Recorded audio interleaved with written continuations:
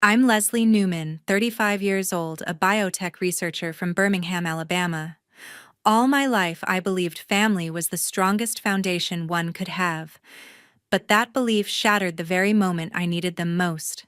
In front of me was a crushing medical bill, $100,000 for a kidney transplant that could save my life. I trembled as I begged my parents for help. Yet instead of reaching out to me, they turned away, choosing instead to spend $200,000 on my sister's lavish wedding. To them, glittering lights and music meant more than the life of their own child. I fell to my knees, tears streaming, pleading in despair. But all I received were mocking laughs and a cold dismissal as they waved me out of the room. And that wasn't the end. How did things spiral this far? Why did my own flesh and blood choose a party over my survival? Stay with me until the end to uncover the truth behind this story. I've always been the independent one. At 35, I was pouring my soul into a small startup developing diagnostic tools for rare diseases. The work was grueling late nights, endless grant proposals, but it gave me purpose. I lived alone in a modest apartment.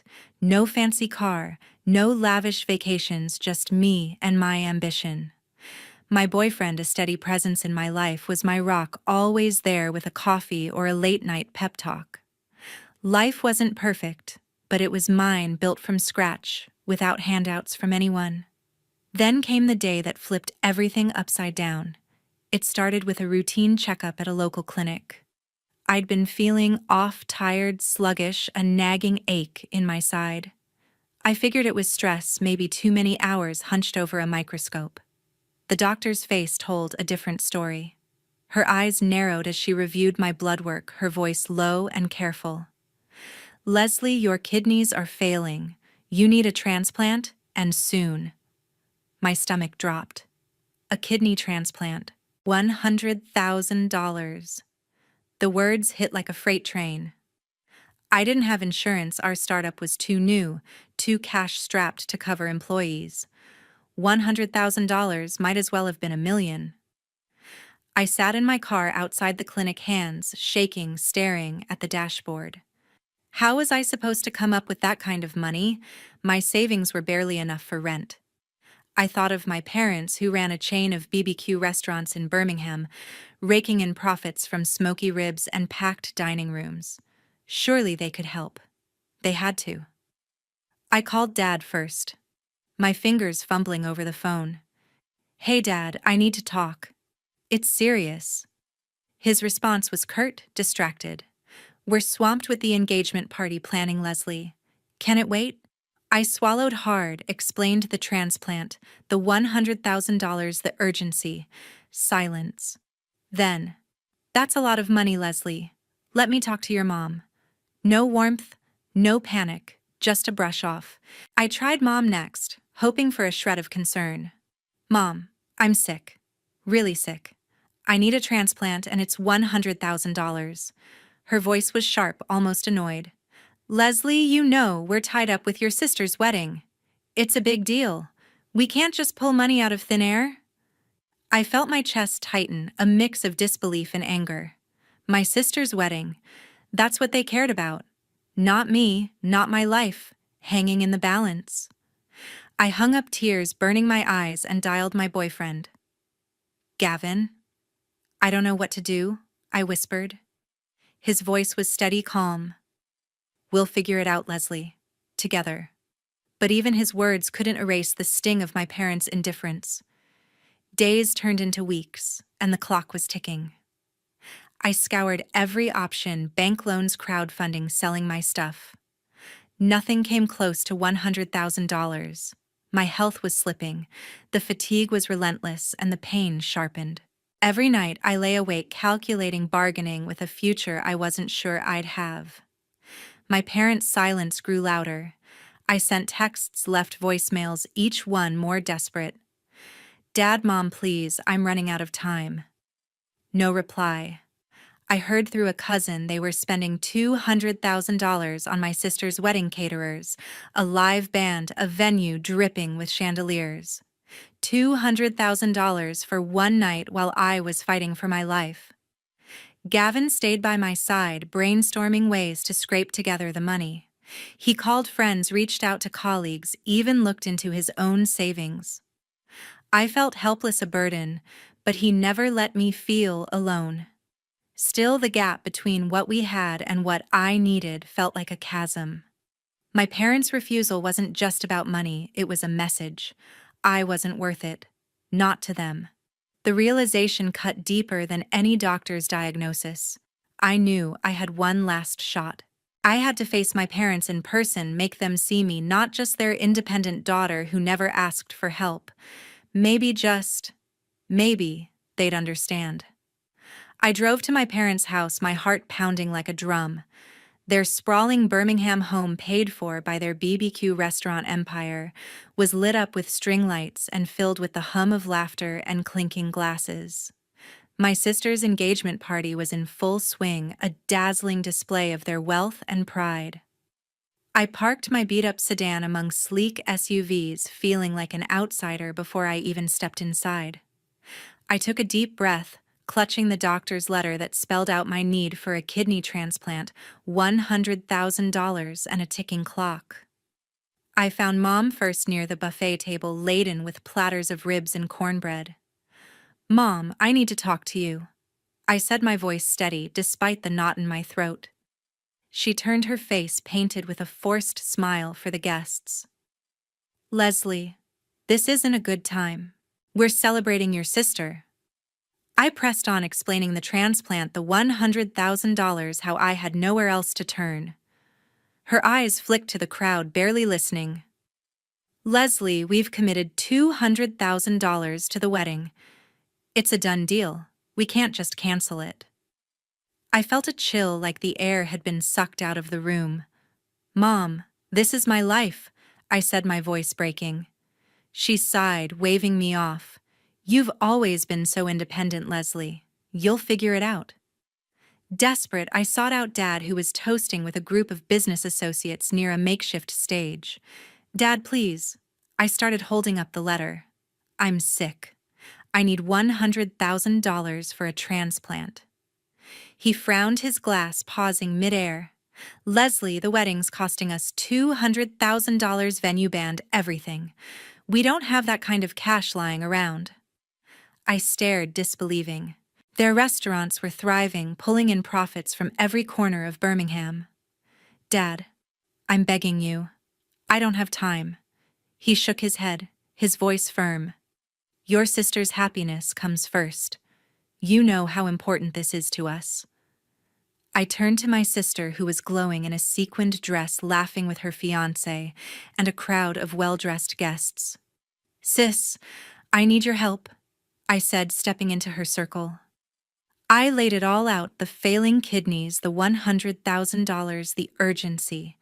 Her smile faltered, then twisted into a smirk. "Leslie, you've always been the independent one," she said, her voice dripping with mockery. "Why start needing us now?" The guests around her chuckled, their eyes glinting with amusement. I felt my face burn, but I swallowed my pride. "Please, I'm begging," I said, my voice barely a whisper. She laughed loud and sharp, turning to her fiancé. "Can you believe this? She picks tonight to play the damsel." Humiliation stung, but I couldn't walk away. I dropped to my knees right there on the polished floor, the letter crumpled in my hand.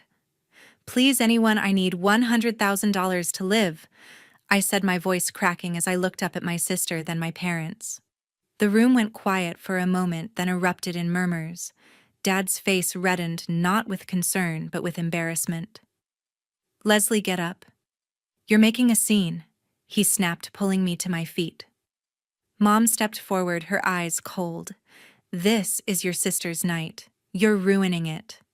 A guest, some friend of the family, sneered. "Maybe she should have saved her own money." Laughter rippled through the crowd. My sister grabbed my arm, her nails digging in. "Go home, Leslie. You're embarrassing yourself," she hissed, shoving me toward the door. I stumbled, the letter falling to the floor, trampled under designer heels. Dad's voice followed me. Don't come back until you've calmed down. I walked out, tears blurring my vision, the sound of music and celebration fading behind me. My own family had chosen a party over my life, and I'd never felt so alone. I got into my car, my hands trembling on the steering wheel, knowing I had to find another way. I drove away from my parents' house, the sting of their rejection burning in my chest. Gavin was waiting for me at my apartment, his face etched with worry when I walked in. "Leslie, what happened?" he asked, pulling me into a hug. I broke down, recounting how my family had dismissed my plea, how my sister mocked me in front of a room full of strangers. Gavin's jaw tightened, but he didn't interrupt. When I finished, he took my hands, his voice firm. "We're not done yet. We'll find a way to get that $100,000. Gavin didn't hesitate. The next morning, he told me he was selling his prized pickup truck, a beat-up but beloved relic he'd spent years fixing up. "It's worth at least $50,000, he said, already pulling up listings on his phone. I protested, knowing how much that truck meant to him. Weekend drives through Alabama hills, memories of his dad teaching him to drive. "Gavin, you can't," I said, my voice thick with guilt. He shook his head, his eyes steady. "You mean more to me than any truck, Leslie. This is non-negotiable." Within a week, he'd found a buyer, and $50,000 landed in our account. It was a lifeline, but we were still halfway short. Gavin wasn't done. He worked at the same biotech startup as me, surrounded by researchers who'd become my second family. He rallied them, sharing my story, not the humiliating details of the engagement party, but the raw truth of my diagnosis and the $100,000 hurdle. "Leslie's one of us," he told them at a team meeting, his voice breaking with conviction. "She needs us now." My colleagues, a mix of lab techs and scientists scraping by like me, didn't hesitate. They started a crowdfunding page, chipped in from their own paychecks, and spread the word to other biotech firms in Birmingham. One researcher, a quiet woman named Carla, donated $5,000, her entire savings from a side gig. Another, a senior scientist, convinced his network to pitch in, bringing in $10,000 more. By the end of 2 weeks, they'd raised $35,000. I was floored, tears streaming as I read their messages of support on my laptop. I couldn't just sit back. The gap was closing, but we still needed $15,000. I scoured my apartment, pulling out anything of value. My laptop, a high-end model I'd bought for work, was worth $5,000. I listed it online, wincing at the thought of losing my lifeline to research. Next went my grandmother's pearl necklace, a keepsake I'd worn at every big moment in my life. It fetched $7,000 at a pawn shop. A few pieces of jewelry, a bracelet, a pair of earrings added another $3,000. By the end of the month, we'd scraped together $100,000, every cent a testament to the people who believed in me when my own family didn't. The surgery was scheduled at a Birmingham hospital, a whirlwind of paperwork and pre-op tests. Gavin stayed by my side, holding my hand through every needle prick and doctor's visit. The transplant went smoothly, a donor kidney giving me a second chance. Recovery wasn't easy, 2 months of bed rest, pain meds, and follow-up appointments, but I felt stronger each day. Gavin moved into my apartment, cooking terrible soups that made me laugh, checking my vitals like a nervous nurse. My colleagues sent care packages stuffed with books and handwritten notes that kept my spirits up. Lying in bed, I thought about the family I'd lost, but also the one I'd found, people who gave everything when I had nothing left to ask. By the time I could walk without wincing, I felt a fire inside me, a need to rebuild my life stronger than before. Gavin and I sat down one night, sketching out a plan on a napkin in my tiny Birmingham apartment. We'd start our own biotech company, focusing on diagnostic tools for kidney diseases, something I now knew too well.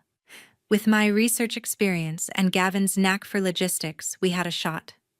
We pooled our savings, took out a small business loan, and rented a cramped office space in Birmingham's Innovation District.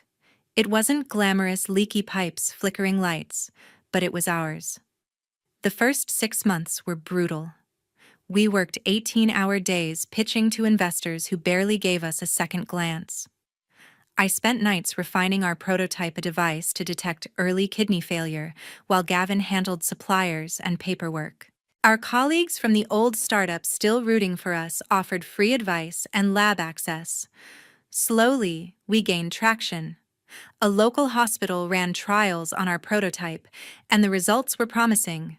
Word spread, and after 9 months, a major medical conglomerate in Atlanta reached out. They wanted our technology exclusive rights, global distribution. The deal, a $3 million contract signed after weeks of grueling negotiations. I remember shaking hands with their CEO, my heart racing as I realized we'd done it. Our company, barely a year old, was now a player in the biotech world. With success came a new kind of courage. I couldn't keep silent about what my family had done, not just for me, but to warn others about the cost of betrayal. A friend connected me with a popular podcast, True Stories Uncovered, known for raw personal tales. I hesitated, knowing the fallout would be seismic, but Gavin squeezed my hand. "You're not alone anymore, Leslie. Tell the truth." So I did. Sitting in a small recording studio, I poured out my story. I talked about my diagnosis, the $100,000 transplant my parents refused to fund, their choice to spend $200,000 on my sister's wedding instead. I described the engagement party, my knees hitting the floor, my sister's mocking words, my parents' cold dismissal. I didn't name them directly, calling them my father, my mother, my sister. But Birmingham's a small enough city. People would know. The podcast dropped a week later and it exploded. Shared across social media, it racked up 1 million views in days, then 10 million. Listeners flooded the comments with outrage. "How could parents choose a wedding over their daughter's life?" one wrote. Another posted, "That family deserves to lose everything." Clips circulated with hashtags like "Yes, side justice for Leslie" trending. Strangers sent messages of support, sharing their own stories of family betrayal. I read them late at night, tears in my eyes, feeling a weight lift. For the first time, I wasn't carrying the shame alone. The world saw my family for who they were. The podcast wasn't just catharsis, it was a turning point. Our company's profile soared, with investors calling and hospitals requesting demos. Gavin and I hired a small team, moved to a better office, and started planning a second product. But beneath the success, I felt a quiet resolve. My family's betrayal had pushed me to the edge, but it also showed me who I could become. I wasn't just surviving, I was thriving, surrounded by people who valued me. As the podcast's reach grew, I focused on building my company and my new life with Gavin. But ripples from my story were spreading through Birmingham, and they were about to crash over my family's world. My father and mother ran a chain of BBQ restaurants, a local institution known for smoky brisket and packed dining rooms. Their success had always been tied to their reputation pillars of the community: generous hosts, family-first folks. My podcast shattered that illusion. It started with whispers, then empty tables. Customers who'd once lined up for ribs stopped coming.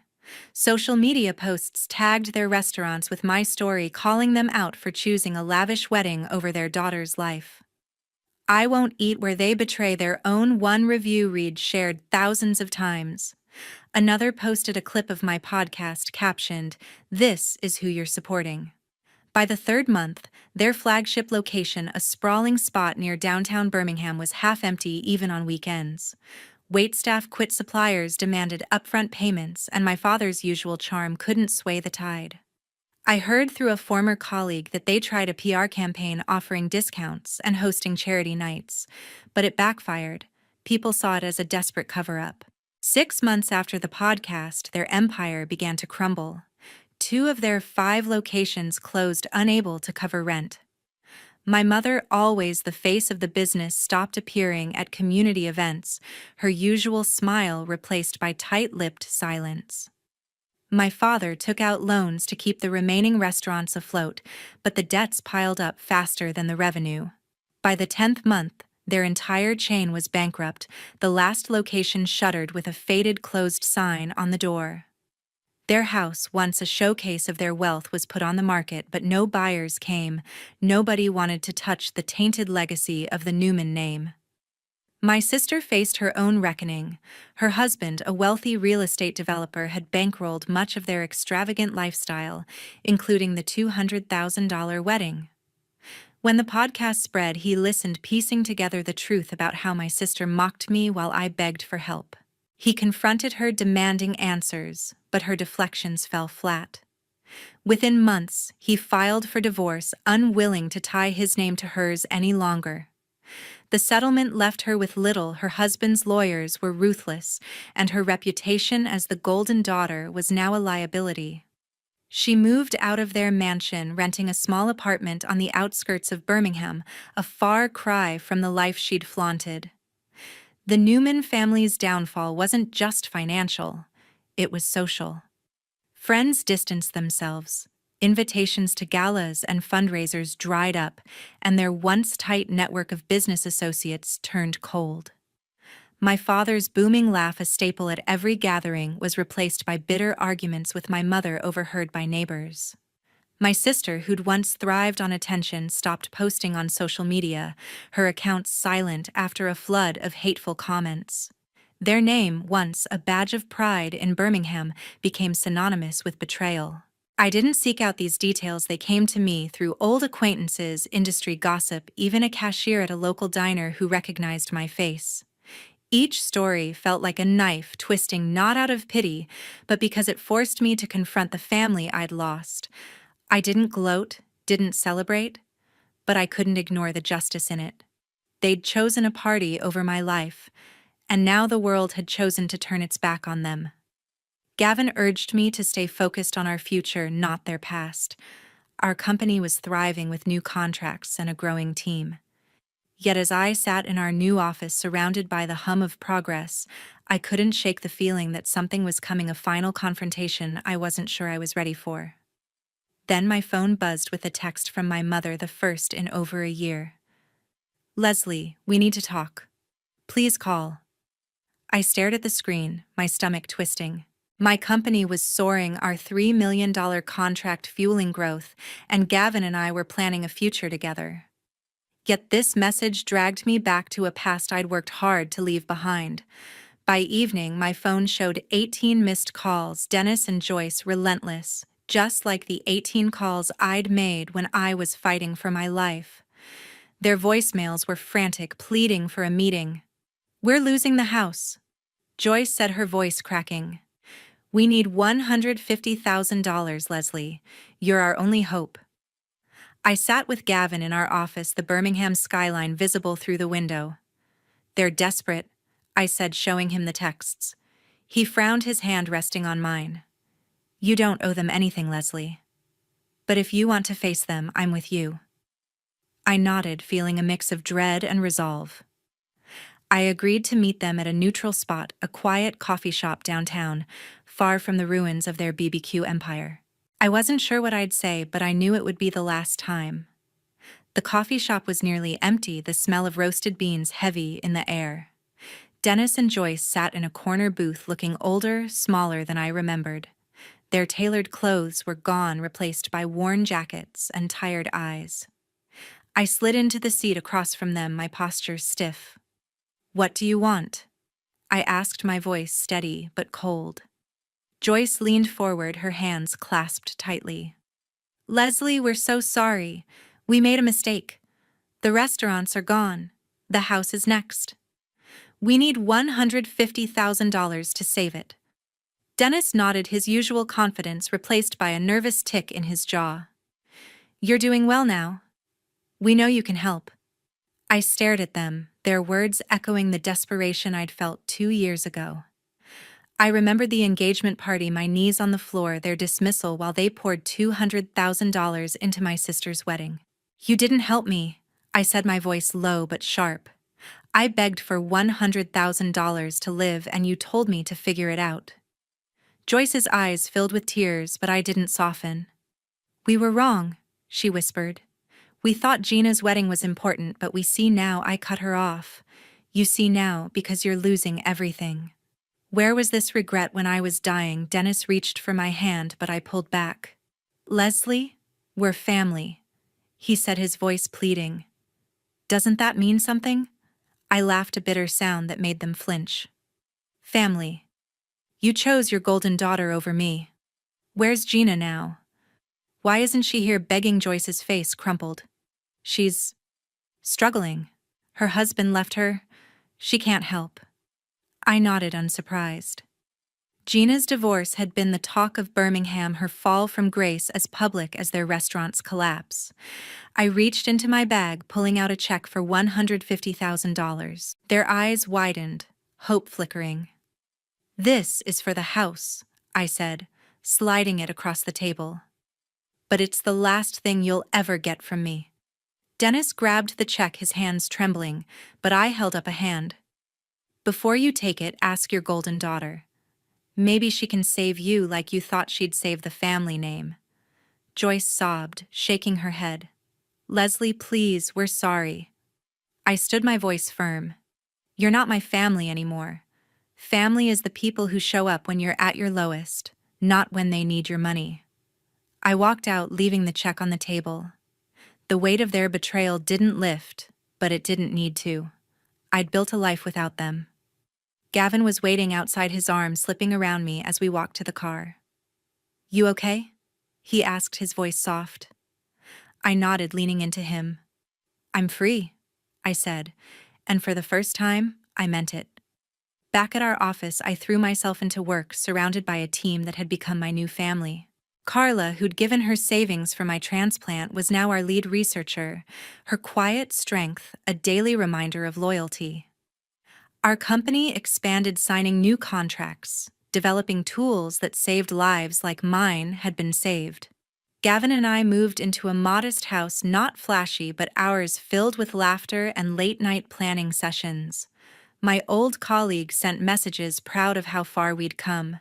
They'd been there when my own blood turned away, and that meant more than any apology from Dennis or Joyce. I thought about Gina sometimes, wondering if she'd learned anything from her fall. I didn't hate her, didn't hate any of them, but I didn't need them either. My life was full work that mattered, a partner who'd sacrificed his prized truck friends, who'd given everything when I had nothing. The pain of their betrayal had shaped me, but it didn't define me. I'd learned the hard way that family isn't about blood, it's about who stands by you when the world feels like it's collapsing. As I sat in our office one evening watching the sun set over Birmingham, I felt a clarity I hadn't known before. I'd given them the money not out of guilt, but to close the door for good. They'd made their choices, and I'd made mine. I turned to Gavin, who was sketching out our next project. We're building something real, I said, smiling. He grinned back, his eyes warm. We already have. My story spread beyond Birmingham, inspiring others to share their own tales of betrayal and redemption. I read their messages, each one a reminder that I wasn't alone. But as I looked back on everything, my illness, their rejection, my fight to survive, I wondered what others would do in my place. If you were me, faced with a family that turned away when you needed them most, would you forgive them, or would you cut them out for good?